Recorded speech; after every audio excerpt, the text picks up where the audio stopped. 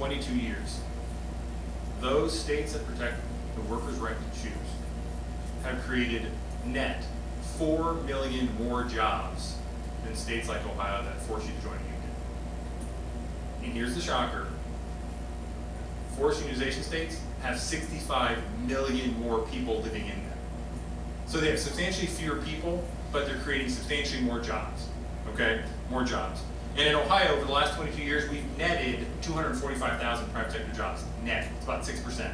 That is paltry. You cannot have a vibrant economy if you're netting 250,000 jobs over the course of 20 years. You can't have a vibrant government, even if you want one, when you have that kind of, because you need more and more private sector robust growth, so people pay income taxes, sales tax, blah, blah, blah, blah. That drives revenue to government, that funds that big, big government everybody seems to want.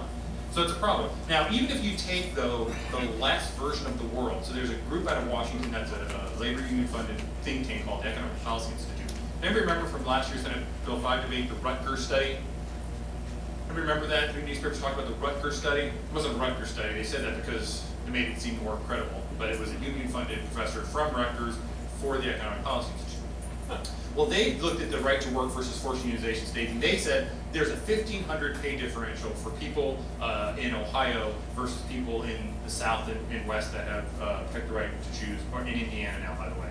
$1,500. So let's talk about that. Even if we accept $1,500 as there's a differential. That differential, by the way, has been shrinking. 30 years ago, it was about 78% of the wage differential. It was that high. It was that high. 20 years ago, it was even lower, and now it's only about 11% net. Now, I'll make a case for you that the reason why states like Ohio in the north make $1,500 net average more than states in the south has nothing to do with unions, and it has everything to do with this thing called slavery. And let me talk to you about that for a minute, right? If you go back into 1852, 1853, there's a guy, anybody ever heard of a guy named Frederick Law Olmsted? Who is he? He was a landscape designer and natural. And what did he design? Everybody knows it, Central Park. Central Park, yeah. All right, well, before he did Central Park as a landscape architect, he was a newspaper reporter for what was the precursor to the New York Times. And they paid for him to spend 3 years traveling around the South to document kind of what was going on in the South for the northern readers in New York. And he would send back his dispatches that they would then print in the newspaper. About 10 years later, right at the beginning of the Civil War, he produced a book that was called The Cotton Kingdom, and travels among the southern states. But what you get out of that book is that even in 1850, the absolute economic differences between the northern states and the southern states was enormous. Manufacturing facilities up north, tons more jobs, more farms, more agriculture, more horses. I mean, the numbers, the roads, the bridges, everything was substantially better than in the South. And he talks about the roads and the conditions. He talks about if you go to an inn in the South, you're sleeping in a flea-infested bed, usually on a dirt floor, you shared it with someone else. He said the poor in the north live better standards than even the rich in the south. Okay, so keep that in mind. Well, then we have, of course, the destruction of the Civil War, most of which was fought down in the southern states, right? Sherman's March, all those great things. And then, of course, we had then, 60 years of Jim Crow and all those things that, again, kept freedom from prospering in the South. And so very little was going on in the South. It was only after the Civil Rights Act in the 1960s. And then again, when you had some very aggressive action being done to kind of free the South, truly free the South, free African Americans, free the economy down there. They've really only been able to function for about 3 decades. And in 3 decades, just like after World War II with Japan and Europe, they massively caught up with us about the 1970s and 80s. And that's why you've seen now so much going on in the South compared to Ohio. So much so that we used to be the rubber capital of the world 100 years ago, right? Now it's Oklahoma, soon to be surpassed by South Carolina. Right? Bridgestone just announced $1 billion plus this factory in South Carolina. Continental Tire just did. Michelin just did. Otis Elevator just did. Obviously Airbus, our fine French friends, they love unions. They're going to build planes in America now. Guess where? Alabama. Roll Tide. Right? We are never in competition for that work. Never in competition for that work. And it's because, right, it's not just the cost structure of higher wages. It's also the inflexibility issue. It's the ability to say, you know what, we're slow today, I need you to sweep the floor or go do something else, without him saying, no, 1,000-page work rule, I'm going to get an unfair labor practice. You know, Hostess, I love Twinkies and Wonder Bread. My wife doesn't eat it, but God, you know, there's nothing better than peanut butter marshmallow and Wonder Bread. It sticks to the top of your mouth, all that great stuff, right? Hostess is going to go under about like this company because of labor unions. Do you know Hostess has to, if they have a bag of Wonder Bread and a box of Twinkies going to go to the exact same store, they have to load it on 2 separate trucks, Teamsters jobs, and when they get to the store, they have to have 2 separate unpackers. I kid you not. You can't sustain that kind of economic model in a globally competitive environment. So at any rate, that issue is one that's holding Ohio back. I spend a chapter talking about what color is Ohio, politically speaking. And this is really important. I know I see all the various shirts, the Romney, the Renacci, everybody, you know, Paul. 4 months out, right, we are looking at an Obama victory in Ohio. 4 months out. Okay, and I walk through in detail why that is the case. And I'll just take a couple minutes here to do it, and then I'll wrap up with key reforms and take any questions, because I know we're tight with time because we had the Obamacare briefing. 1, if you look at Ohio's primary this year, competitive primary, in the 69 counties that Rick Santorum won, Romney's votes were fewer than the votes Mike Huckabee got in an uncontested primary in 08. That's bad, folks. That means you have a conservative-based problem, okay, in your red counties. When you look at the Democrat primary in 2008, competitive, versus the competitive Republican primary this year, their primary had 1.1 million more voters than the primary we just had. 1.1 million. I don't care if some of the young kids don't show up for Obama this year, that's still a whole lot more people, right? A whole lot more people. We were only up 6% from an uncontested 08 primary to 2012. Again, base problem, okay? The battle in Ohio is going to be fought in 12 counties, and that's it. And I know you're not one of them. Sorry. You're important, do what you can, but there are eight Democrat counties and 4 Republican counties that are where the battle will be fought out. And I go through this in detail in the book, and you have to read it like 3 times, and I had to read it 3 times, because I go through all the numbers of every county and all this great stuff. But here's why. If a Democrat exits the 8 blue counties, Cuyahoga, Lucas, Franklin, Mahoning, Trumbull, Stark, Summit, right, the big 8 that we know about, they exit those counties with 400,000 votes more than the Republican, than Romney, 400,000 votes, oh sorry, those 8 minus your 4 Republican counties of Delaware, Claremont, Warren, and Butler. The color around Hamilton County. Those are where, and the reason why those 12 counties matter is because those are the only 12 counties where consistently the margin of victory or defeat is greater than 15,000 votes. So the other 74 counties are great, but you know, you're talking about the most you get out of some counties is 200 vote differential. And that's a big win in that county. There's not a lot of people there. 2 seconds, right? And so what you get is, if you exit those 12 counties, their 8 victories minus our, right? And it's 400,000 or more, the Republican cannot win in the other 7. It mathematically won't work. The math isn't there to support the clawback. So that is what we have to really focus on to make sure in those 12 counties, the margin of victory in the red ones is as big as it can get, and in the blue counties, the margin to defeat is as small as we can get it. And you've seen in elections where we win, it's where that happens, okay? That happens. Okay, so doom and gloom, blah, blah, blah. Let me give you what are the last chapter, which are the reforms. 7 reforms to fix this state, okay? This is all in the book, so you don't have to write it down. You'll get a free copy.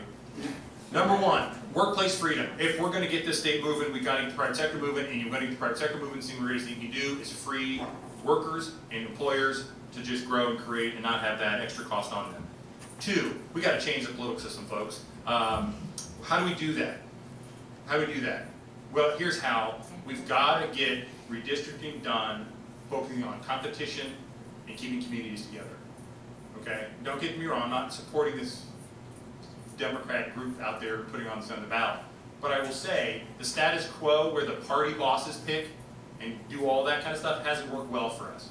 We need a system where there's as much competition in every single district as we can get, because with competition comes accountability. When a member can just run for re-election knowing they're going to win, I don't care what they say up here, they will not care what you think because they're a guaranteed victory. Number two, we've got to get the parties out of primaries. You guys should decide who wins primaries. Party bosses shouldn't get to endorse candidates and then fund those candidates over somebody else in the grassroots who decides to run. We got to get you guys deciding, not the political establishment. So parties need to be neutral through the primary. Let them get involved in the general and defending whoever our person is. But until that primary is over, sit on the sidelines and let, iron strengthens iron and man strengthens man. Let competition work in the right way. Okay? Third thing, we need to get to a new system that is a caucus assembly primary system. Okay, what that means is you go to the caucus to determine who gets to go to the assembly. That's the grassroots, that empowers you. You go to the assembly and you vote to determine who gets on the primary ballot. Again, you picking who gets on the primary ballot. And then that's where the primary is fought. We have a system now that, again, it's really dominated by the parties, and it's who's going to essentially, and in that system, that shouldn't surprise any of us that when they get to Columbus, who do they focus their time and attention on? What the party wants, not what the people want. Okay? We got to get it reversed so that we drive the train, not the establishment in the structure. Next, we don't need 2 legislative sessions in the state of Ohio. We just don't. God love your senator that was here, but I don't want him down there for 2 sessions every 2 years writing more laws. Here's what I want. I want 1 session where they fix what needs to be fixed, and that other session, spend their time digging in the bowels of government, doing oversight and sunset reviews to see what's working, what's not, should it have the funding, do we get rid of it, so that we get the kind of government that makes sense, not just growing more and more and more. Right? 2, we've got to fix how government runs. Can you believe we live in a state where the Republican House and Senate are going to pass pension reform that is weaker than the reform that voters in Democrat California, in San Diego, and San Jose just passed? How in God's name can we have a state led by conservatives who are going to pass pension reform legislation for government workers that is weaker than what Democrat voters are doing out in California? That is shameful, and we need to fix that. We need to fix that. 2, we got to improve the productivity of government. It is the last bastion of anti-productivity measures. No one does Six Sigma in government anymore, right? We got to get government focused on that. And there are simple ways to do that. You know what, I don't know about you, my wife works at a company, and there are tons of websites she can't visit from her work computer, right? Yet government workers can get access to anything they want, Facebook, ESPN, Drudge Report, I don't care. How about you block the top 1,000 sites so that they spend their day working rather than lollygagging, looking at, doing Facebook, all that kind of fun stuff. Let's drive up productivity in government, right? Higher ed. Dear God, higher ed. I mean, we are making tuition so expensive for our young kids and for their parents that we are driving people away, right? And why? Because we hire more and more professors who teach fewer and fewer classes and do more and more research on the impact of the French Revolution on Haitian rum trade. Who cares? Who cares? Right? Why is it that we can't do what Harvard and MIT are doing in Stanford and doing more and more virtual teaching? Why can't we say, instead of having 1 professor at all 14 public colleges and universities teaching history, Western history till late 1877, why can't we have 1 professor, whoever is the best, teach it to all 14 schools virtually and get rid of the other 13? Guess what? Tuition will come down. Right? And there's a great study done out of, you're looking at University of Texas, Austin, teaching load, all this stuff. You'll love it. And I talk about it in the book. And the author comes up with 5 categories and say that, they said, oh, we need research done at higher ed. Well, guess what? It's the researchers who get the most research money also doing most of the teaching in terms of the professors. So those are the kind of the workhorses. Then you've got what we call the Sherpas. Sherpas are the adjunct professors, the folks that get $3,000 to teach 4 courses, right? But they haven't paid any money, right? It's the professors who don't bring in any research dollars, who teach 1 class, whine about it the whole time, and that's it, because they want to spend all their time navel-gazing and thinking about things big and little. Right? It's exciting, right? But we need to fix that. We'll bring down higher ed costs really fast, that our kids get college educated and become the best workforce in the country if we do those smart things. Okay? And you know what? I went around and I spent time with business leaders all over the state. chambers of commerce. And you know what I kept hearing? This great phrase. We have to hire a lot of scorekeepers in Ohio. Scorekeepers, lawyers, accountants, regulatory compliance people, you name it, to run a business. Again, how can we not have had, we are adding regulations in the state under Governor Kasich. We've added new regulatory bodies, new regulation, rather than going the other way. You know, when he came out with this budget, they didn't like that. I criticized his budget, and I think I've now got on #1 on his enemies list, believe it or not, right? But I said, couldn't the budget just kill just one regulatory program? Just one, just one. A report came out, we were one of the highest regulated states in the country. Again, shocker folks, high regulation, fewer jobs. And that's the way it goes. That's the way it goes. Sir, what are we going to do to win the election? We have a presidential election coming up, and what are we going to do right now for Ohio to support a decent government in Washington? Oh. I mean, what you're covering is super, but the focus has to be on winning this election. I don't agree with you at all. I don't agree with you at all. We spend too much time focused on Washington.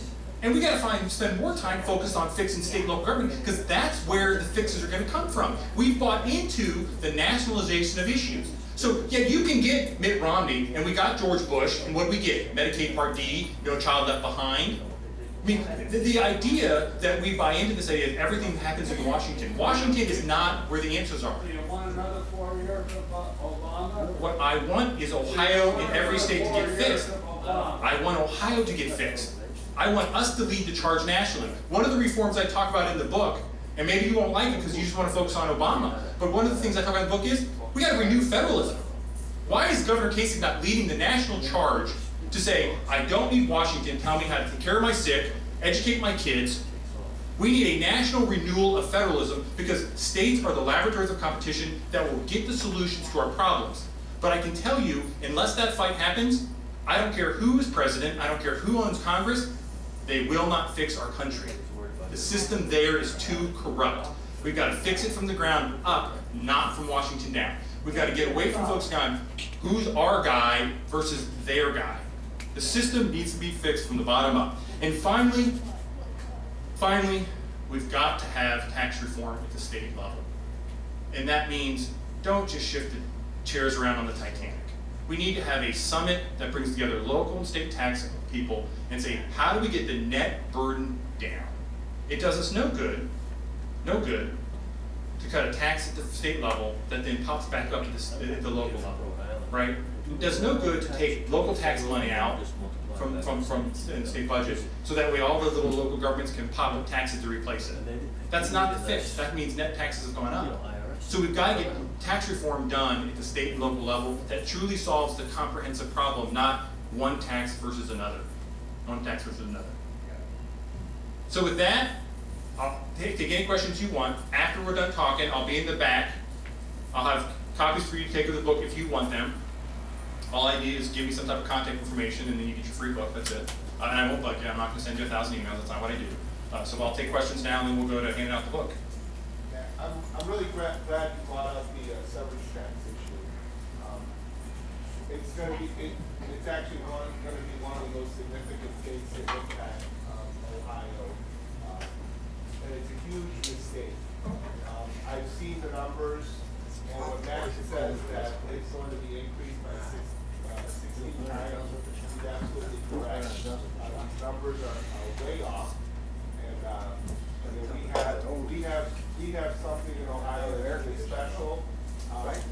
I'm not going to say it's going to solve all our problems, because Matt listed a bunch of problems that we need to fix as well, but it's going to be a huge help. And I don't know any other business that invests billions of dollars before producing anything, and actually brings the government $1 billion in revenue is the estimate, and they want to get, what is it, like, 300 to 500 million. And look, don't take my word for it, right? And I know, you might not agree with some of what I say, or maybe all of what I had to say, but don't take my word for it.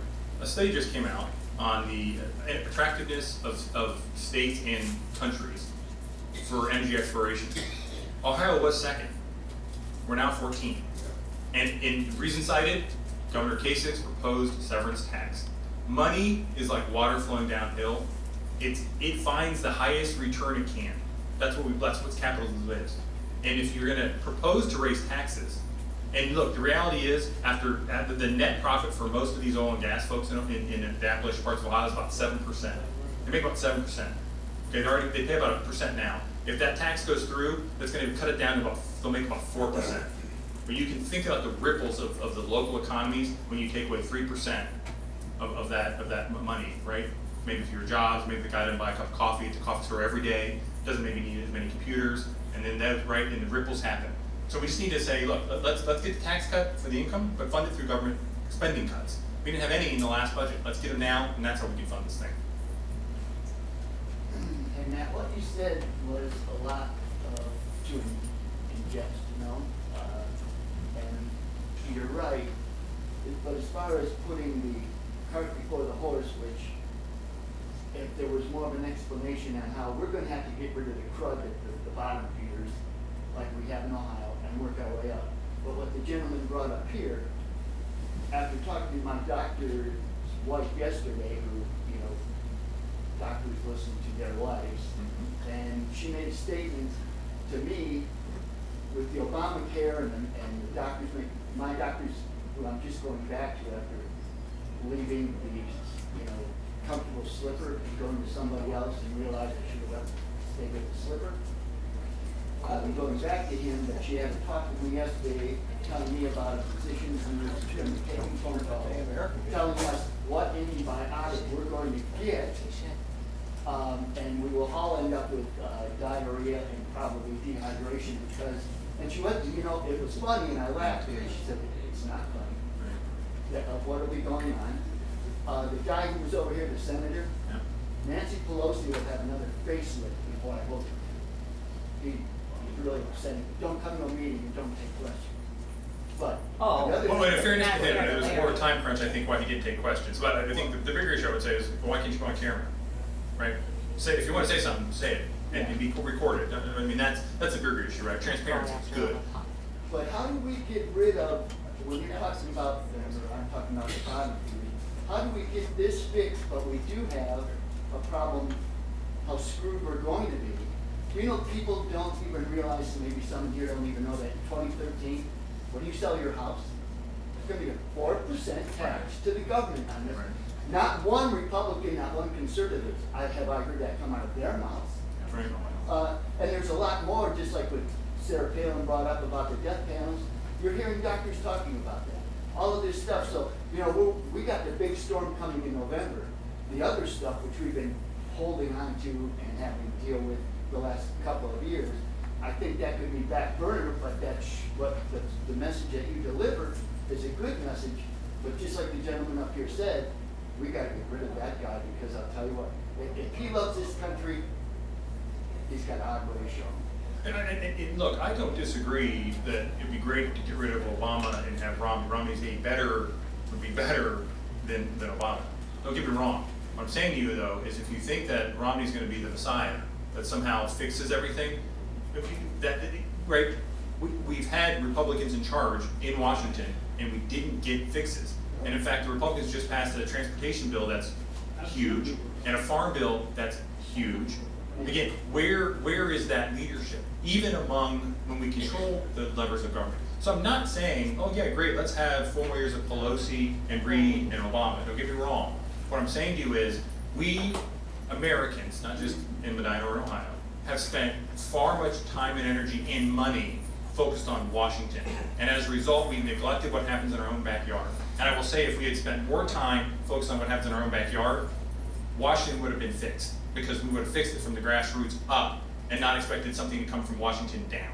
That's my only point. Yes, sir.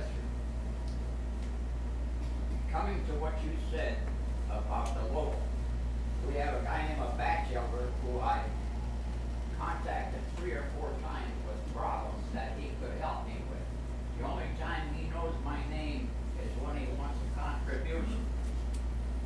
And secondly, this situation with the drilling at Kasich, I think he just sold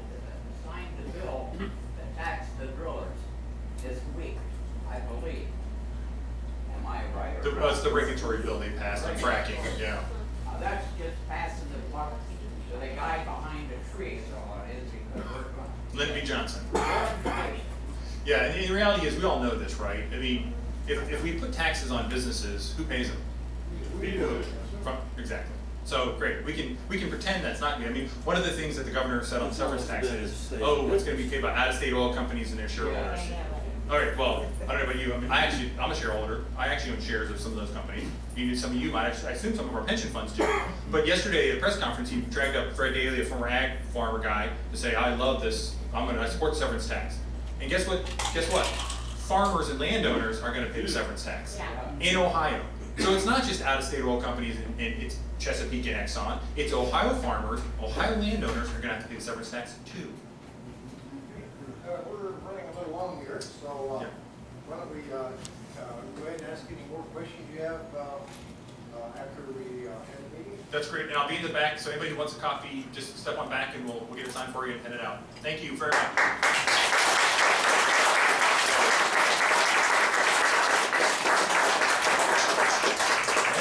Just a few final notes.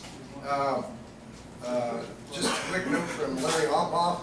2 weeks from today, they're going to be doing some filming and photographs for his campaign. So if anybody's interested in being part of that, let me know or contact Larry directly. He's got his email on the clipboard back there where he signed in. Let's see, Mandel bumper stickers. We got a bunch of Josh Mandel bumper stickers back there. Take as many as you can distribute. So there's plenty where they came from. They're provided free to us by Freedom Works. Let's see here. I'm not sure what that sounds. I saw some t-shirts back there. Look pretty interesting to me. You might want to take a look at those. Also, the Thomas Jefferson Knowledge Institute has books out in the hallway. Oh, and Scott back there is holding up the donate bucket. Appreciate all your help with donation. There's always something that we need more of, more ink, more paper, or what have you. And we do have the paper coming in soon. We thank you for taking the time out of your schedule. Those who are here to do some survey, please hang around a few minutes and we'll get you organized and out the door for the surveys. Thank you for coming. Scott, you got the video off?